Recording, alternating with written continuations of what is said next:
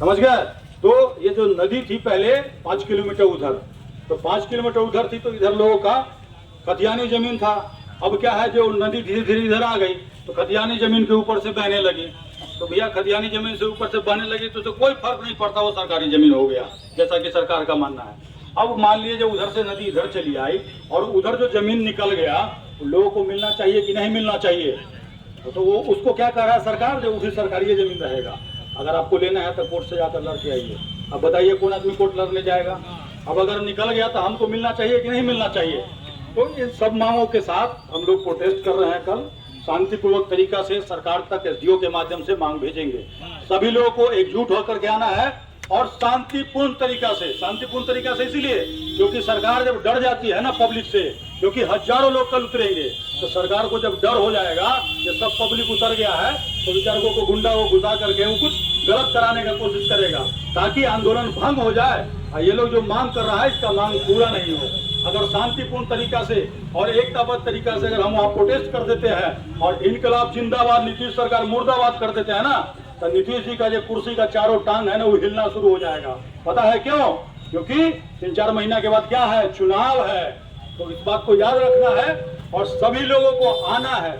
आना इसीलिए है क्योंकि आप अभी यहाँ पर 2 मिनट खड़ा होकर के सुने हैं तो बहुत सारी बात पता चली, नहीं तो आप लोगों को ये बात पता भी नहीं चल पाता।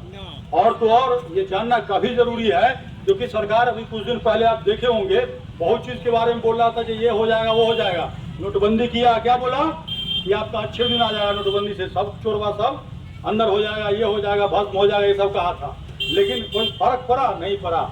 अभी मोदी जी ने क्या कहा? मोदी जी ने कहा कि आपको 200 यूनिट फ्री बिजली देंगे।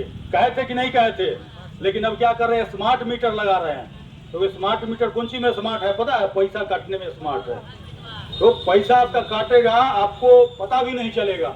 आप रिचार्ज कीजिएगा, हो सकता है 500 रुपया डालिएगा, सुबह तक गायब हो जाएगा और गायब हो जाएगा। फिर रिचार्ज कीजिएगा तो उसके सर्वर में अपडेट होगा, तभी लाइन आएगा। तब तक आपको भले ही गर्मी में सोना पड़े, हो सकता है आपके पास उस समय पैसा नहीं रहेगा, तब तक बंद रहेगा। और मान लीजिए आप किसान हैं, बोरिंग चला रहे हैं, अचानक से खेत में कट गया, मोबाइल का नेटवर्क नहीं आ रहा, छोटा मोबाइल आप रखे हुए हैं, कैसे रिचार्ज कीजिएगा? तो वो बात कहते हैं।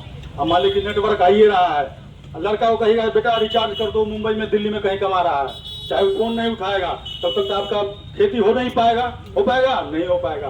तो इसका भी हम आगे आने वाले समय में करेंगे। लेकिन सबसे बड़का चीज है अभी जमीन बचाने की बात है।